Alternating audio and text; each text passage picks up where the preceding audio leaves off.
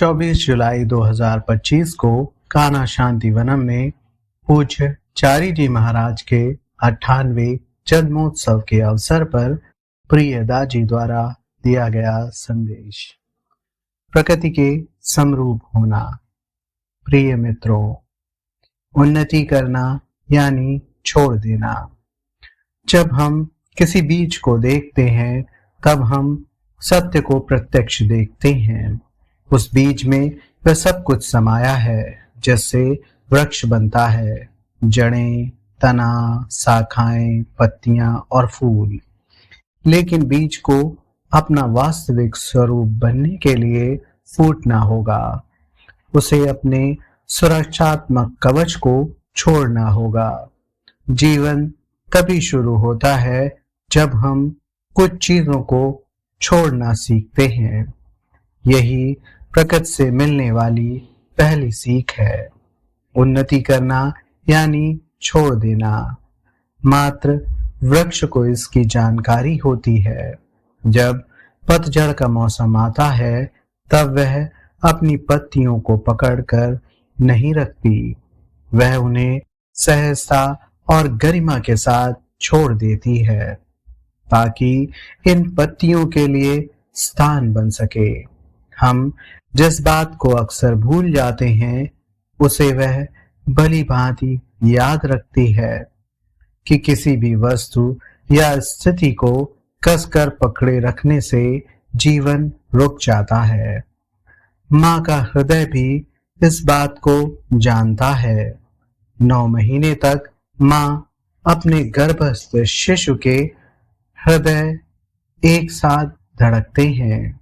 फिर इस संसार में जन्म लेने का वह क्षण आता है जो प्रेम पूर्ण त्याग का सबसे सुंदर रूप होता है। माँ अपने अस्तित्व के एक अंश को मुक्त कर देती है, इसलिए नहीं कि वह उससे प्रेम नहीं करती, बल्कि इसलिए कि वह उससे बहुत अधिक प्रेम करती है। पहले केवल एक ही जीवन था, लेकिन अब 2 हैं और प्रत्येक सदा प्रेम कर सकता है।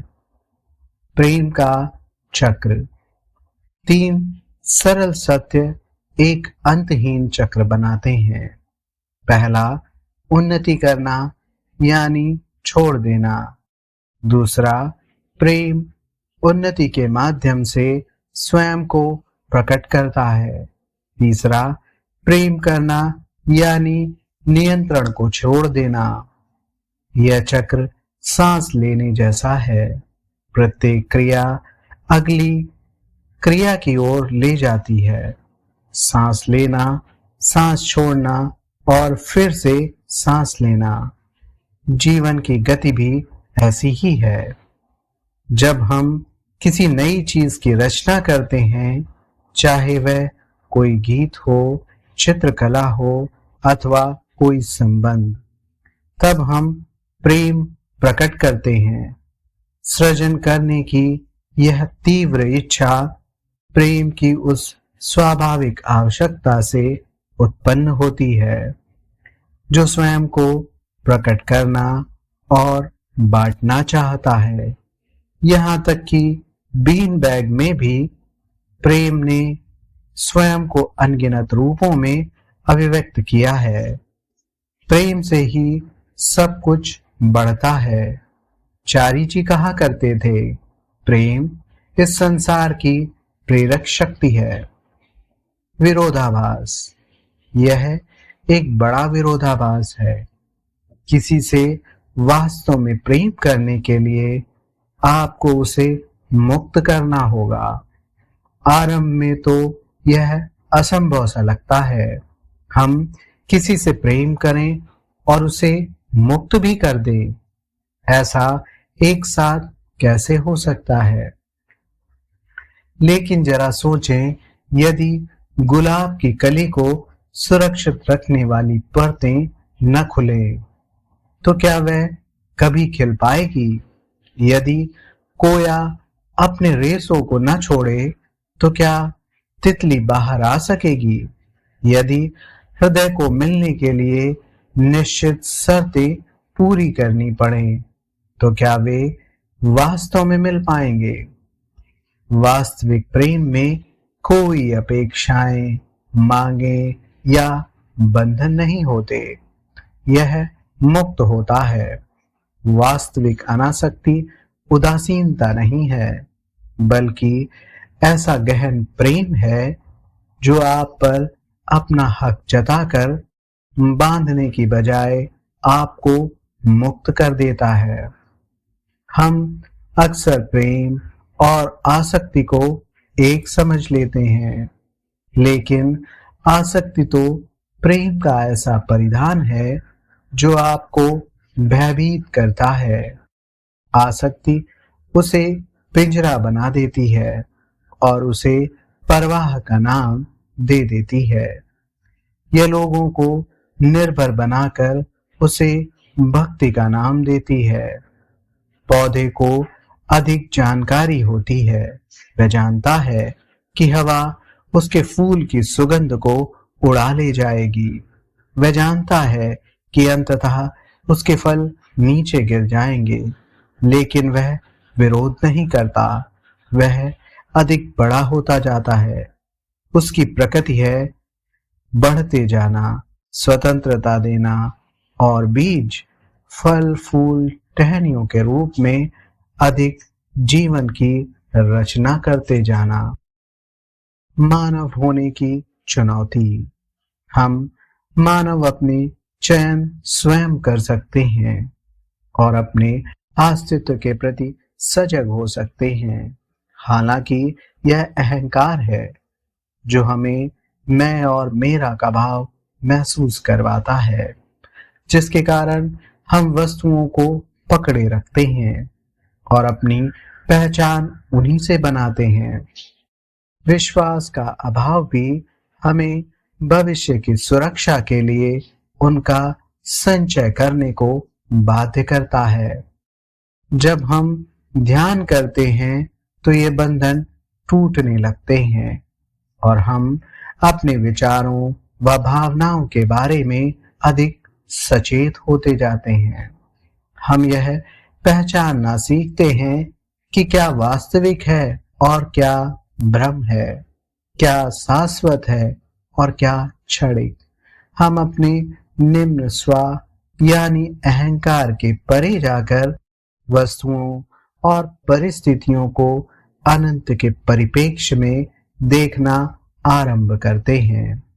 यह परिवर्तन स्वयं में प्रेम का कार्य है। लाला जी के जीवन से। हमारे आदि गुरु लाला जी महाराज प्रेम पूर्ण अनासक्ति के सर्वश्रेष्ठ उदाहरण थे।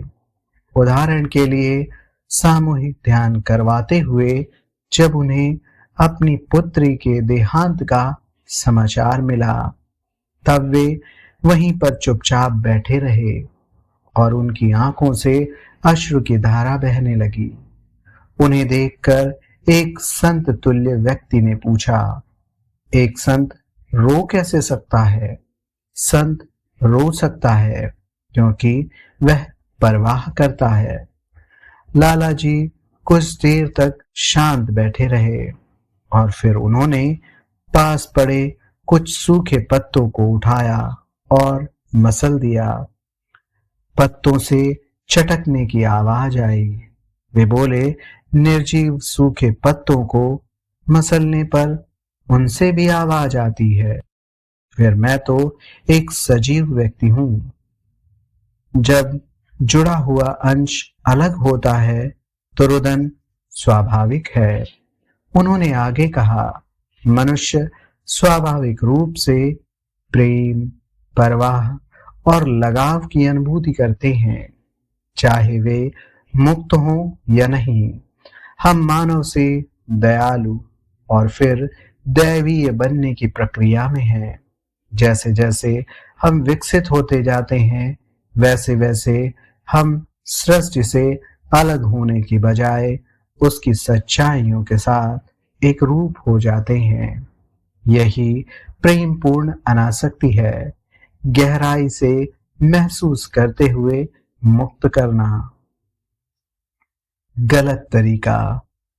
हमें बिना प्रेम के अनासक्त रहने के बारे में सावधान रहना चाहिए।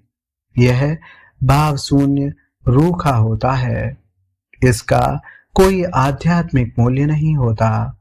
यह ऐसा है जैसे एक व्यक्ति कहे कि वह ब्रह्मचारी है, लेकिन किसी से निकटता सहन नहीं कर सकता। इस प्रकार की दूरी ज्ञानी होने से नहीं, बल्कि भावनात्मक अभाव से आती है। संपूर्ण अनासक्ति तब आती है जब प्रेम इतना गहरा होता है कि उसे खोने या पाने की कोई चिंता नहीं होती। ऐसा प्रेम पूर्णतया भाग लेता है, लेकिन भावनात्मक निर्भरता से मुक्त रहता है। यह बिना आसक्ति के निकटता बना लेता है और बिना बंधन के संबंध। हम इस प्रेम पूर्ण दूरी को कैसे समझ सकते हैं? मेरे पास इसका एक ही उत्तर है, समझ और अभ्यास से। छोटे छोटे कार्यों से शुरू करें। कोई ऐसी वस्तु को रखें जो आपके लिए बहुमूल्य हो, जैसे कोई गहना या कोई तस्वीर। उसके लिए कृतज्ञता महसूस करें। देखें क्या आपके भीतर उसे खो देने की चिंता है। अब जानबूझकर उससे संबंधित आसक्ति रूपी पकड़ को छोड़ते जाएं। इसे मुट्ठी में कसकर न पकड़ें, बल्कि खुले हाथों से थामे रखें। महत्व देने और अधिक जताने के बीच के अंतर को समझें। अब संबंधों को देखें। उस स्थिति पर ध्यान दें जब आप भय, आवश्यकता या अपेक्षावत संबंधों को कसकर पकड़े रहते हैं। दूसरे लोगों की स्वतंत्रता का सम्मान करना सीखें। यह पीछे हटना नहीं है, यह भागना भी नहीं है, बल्कि बिना शर्त के प्रेम करना है। देखें कि किस प्रकार स्वतंत्रता असली संबंधों को कमजोर बनाने की बजाय अधिक मजबूत बनाती है। अंततः इस अभ्यास का उपयोग स्वयं पर करें। देखें कि आप अपनी पहचान, बीती बातों और यहाँ तक कि पुराने घावों को किस प्रकार पकड़े हुए हैं। अपने पुराने स्वरूपों को आदतन छोड़ते जाएं। वे सभी बातें जो अब आपके लिए सहायक नहीं हैं, उन्हें छोड़ते जाएं। ऐसा इसलिए नहीं करना है क्योंकि आप स्वयं से घृणा करते हैं, बल्कि इसलिए कि आप स्वयं से प्रेम करते हैं। प्रकृति की उदारता की सीख। यदि आप किसी नदी के किनारे थोड़ी देर खड़े रहें तो वह आपको सब कुछ सिखा देगी। उसके पानी को बहते हुए देखें।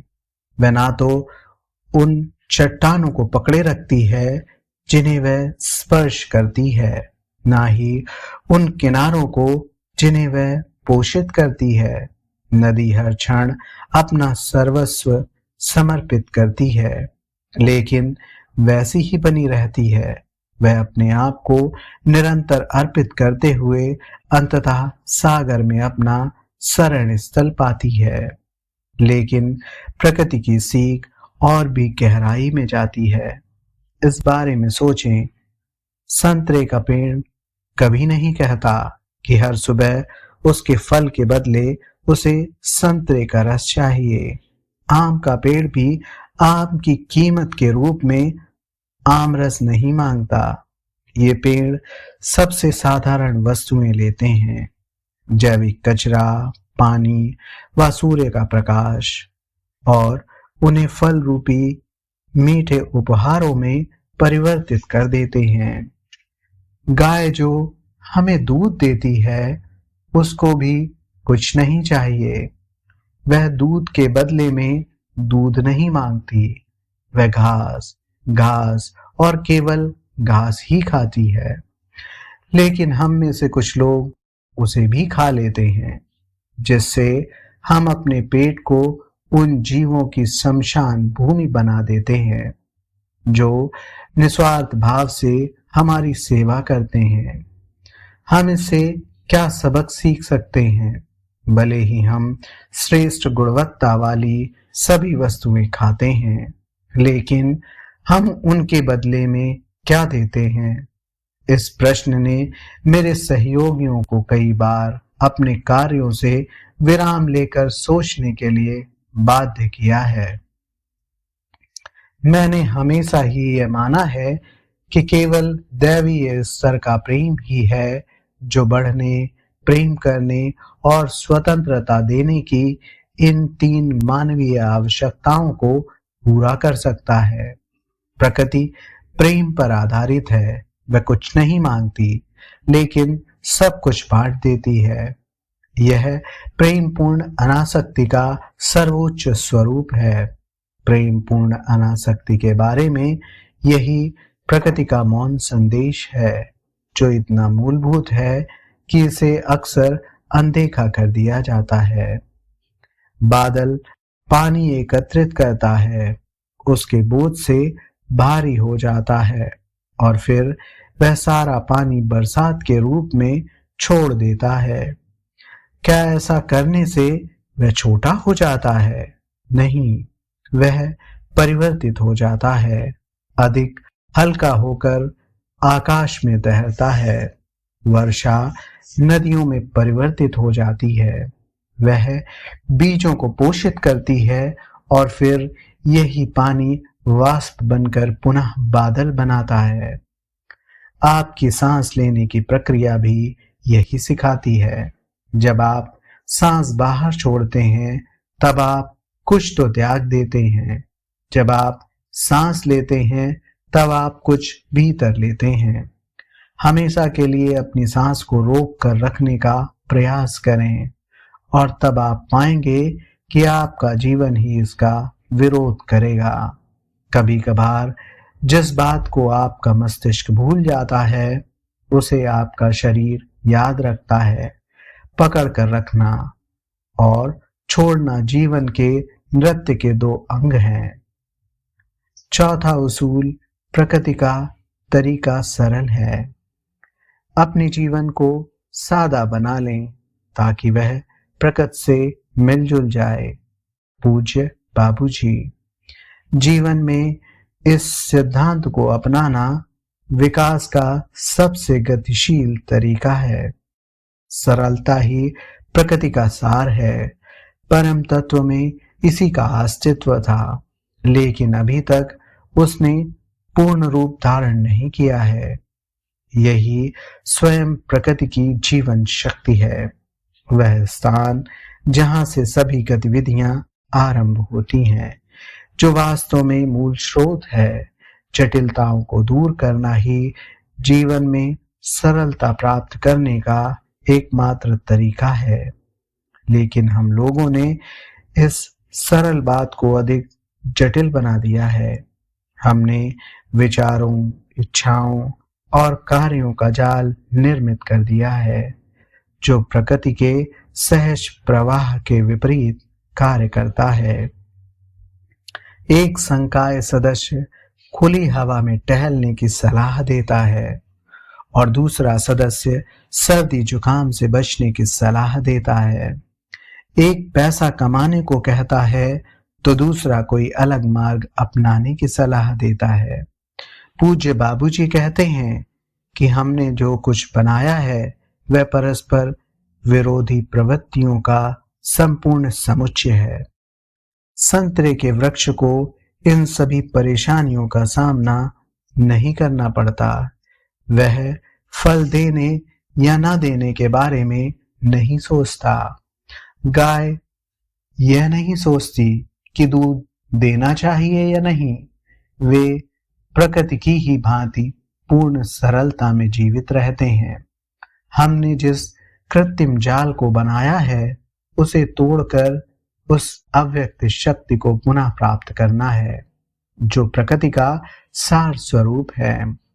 यदि हम प्रकृति का अनुकरण करना चाहते हैं, तो हमें अपने कार्यों को निरंतर परिष्कृत करना होगा, अवांछित कार्यों को हटाना होगा और शुद्धतम अवस्था प्राप्त करने के लिए अपने कृत्रिम जाल को तोड़ना होगा। यही व्यावहारिक रूप में प्रेम पूर्ण अनासक्ति है। इसका अर्थ यह नहीं है कि अधिक आध्यात्मिक अभ्यासों को करें। इसका अर्थ है अपने जीवन से वह सब कुछ हटाएं जो अनावश्यक है। जिस प्रकार पतझड़ के मौसम में वृक्ष अपने पत्तों को छोड़ देता है, ठीक उसी प्रकार हमें अपने संबंधों, इच्छाओं, अपेक्षाओं के कृत्रिम जाल को छोड़ना होगा। हमें फिर से एक सरल जीवन शैली की ओर लौटना होगा जो स्वयं प्रकृति के साथ तालमेल में है। हम जिन कार्यों में लिप्त रहते हैं उनकी आवश्यकता के इस पहलू पर विचार करें। परम सत्य।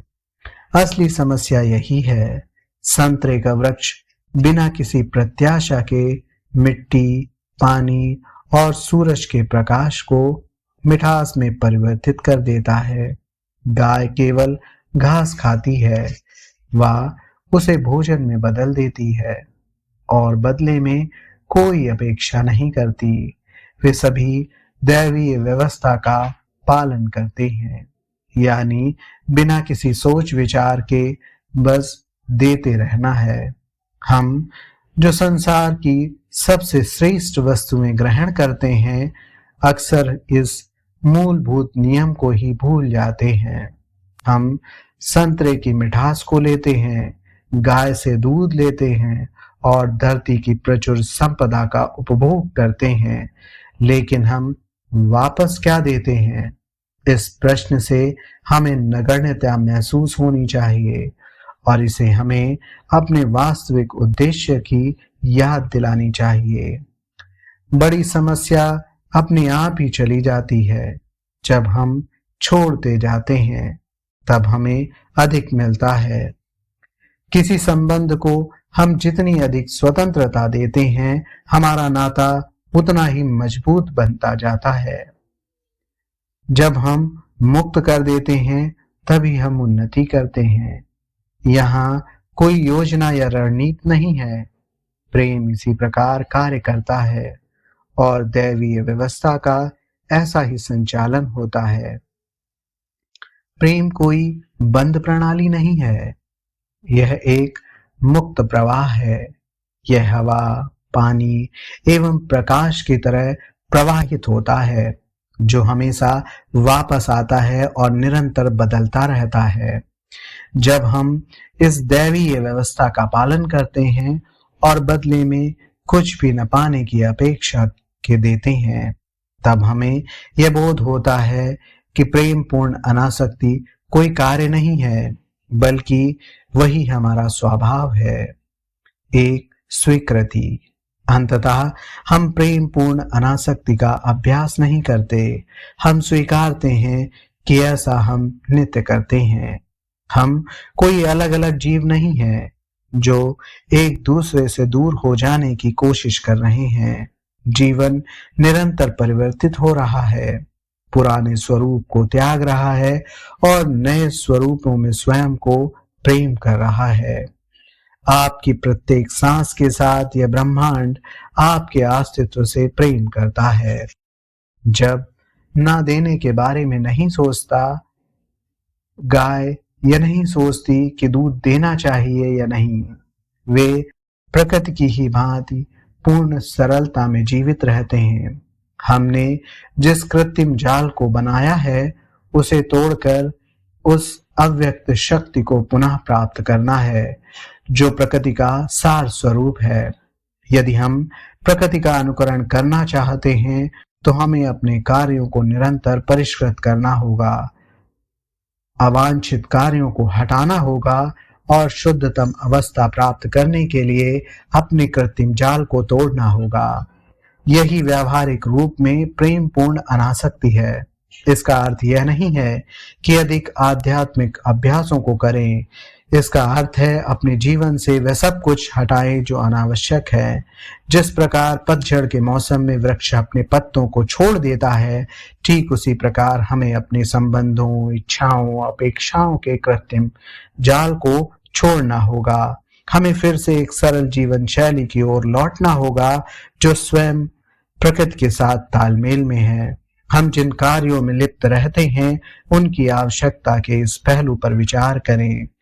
परम सत्य, असली समस्या यही है। संतरे का वृक्ष बिना किसी प्रत्याशा के मिट्टी, पानी और सूरज के प्रकाश को मिठास में परिवर्तित कर देता है।